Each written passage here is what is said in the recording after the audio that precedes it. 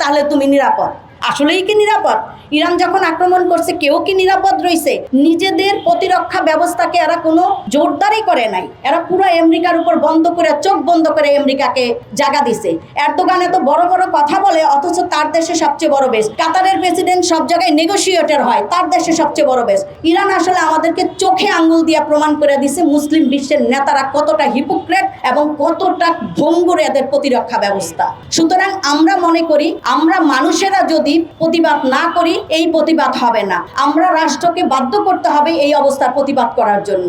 বাংলাদেশ সবসময় চ্যাম্পিয়ন ছিল এইসব অব্যবস্থা, এরকম হামলা মামলার বিরুদ্ধে সোচ্চার হওয়ার জন্য। সেই বাংলাদেশ মিডল ইস্টে এত বড় ঘটনা ঘটে গেল, এখন পর্যন্ত কিছু বলতেছে না। এটার মানে কি? আমরা আমেরিকাকে ভয় পাইতেছি? আমরা কিন্তু আমেরিকার ভিতরে থাকেও ভয় পাই না। আমরা এরকম মিছিল মিটিং ওই দেশের ভিতরে থাকেই করি। প্রতিটা মুহূর্তে আমরা মিছিল করি। ইরাকের জন্য মিছিল করছি আমরা, ইভেন লাদেনকে যেদিন মেরে ফেলছে পাকিস্তানে, সেদিনও আমরা মিছিল করছি যে একটা মানুষ মরে গেছে, তোমরা হাসলা কেন? তোমাদের হাসি কেন মুখে? আপনারা যখন বিকাশ পেমেন্টে 10,000 টাকার বেশি অফার, শপিং চলছে তো প্রতিবাদ করেন। আমি অনেকেই লক্ষ্য করছি আমেরিকার ফ্ল্যাগ পুরানো হয়। আমেরিকান ফ্ল্যাগ পুরানো মানে আমেরিকার জনগণকে অশ্রদ্ধা করা। ফ্ল্যাগ পুরাইয়া কিছু হবে না। এই যে আমাদের বাম নেতারা ফ্ল্যাগ পুরায়, এটার কোনো মানে নাই।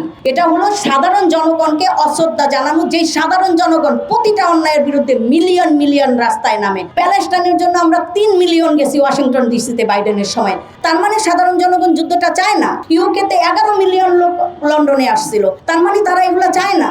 সুতরাং পতাকা পুরাইয়া সাধারণ জনগণকে অশ্রদ্ধা না দেখায় রাষ্ট্রের যে ব্যবস্থা, যেই ইম্পেরিয়ালিস্ট নীতি, যেটা অন্যের দেশকে দখল করে, অন্যের সম্পদকে দখল করে, সেটার প্রতি ধিক্কার জানাইতে হবে, সেটার বিরুদ্ধে লড়াই করতে হবে, সেটার বিরুদ্ধে জেহাদ ঘোষণা করতে হবে। এটা হওয়া উচিত আমাদের নীতি। এই যে আপনারা দেখেন, আজকে ইরানকে আক্রমণ করবে, হরমুজ প্রণালী আটকাই দিবে, ওই বদমাশটা জানতো, যার জন্য সে ভেনেজুয়েলা দখল করে তেল আগে হাতে নিছে। আপনি তেলের জন্য মরে যাবে এই বিশ্বে, ও মরবে না, কারণ ওর কাছে তেল আছে। ভেনেজুয়েলার একদম পরিষ্কার তেল ওর হাতে আছে। ও জানে যে আমি ইরান অ্যাটাক করলে হরমুজ প্রণালী বন্ধ করে দিবে, যার জন্য ও আগে তেলের ব্যবস্থা করছে, পরে গিয়ে ও ইরানকে অ্যাটাক করছে। সুতরাং আমাদের ব্যাপার না খোমেনি কি করছে দেশের ভিতরে, আমাদের বিষয় না। খোমেনির শাসন ব্যবস্থার বিরুদ্ধে জনগণ লড়াই করছে। জনগণ যদি লড়াই করে, জনগণের অধিকারটা লড়াই করে আদায় করে নিবে। আমেরিকার কোনো ক্ষমতা থাকা উচিত না যে আরেকটা দেশে গিয়ে তার প্রেসিডেন্টকে মেরে ফেলবে, প্রেসিডেন্ট উঠাই নিয়ে আসবে, গ্রিনল্যান্ড দখল করবে, কানাডা দখল করবে। এই যে আমেরিকার এই ইম্পেরিয়ালিস্ট নীতির, এটার বিরুদ্ধে আমার আজীবন যুদ্ধ ছিল এবং থাকবে। যার জন্য আমি যখন শুনলাম আজকে এখানে একটা কিছু হচ্ছে, আমি আসছি।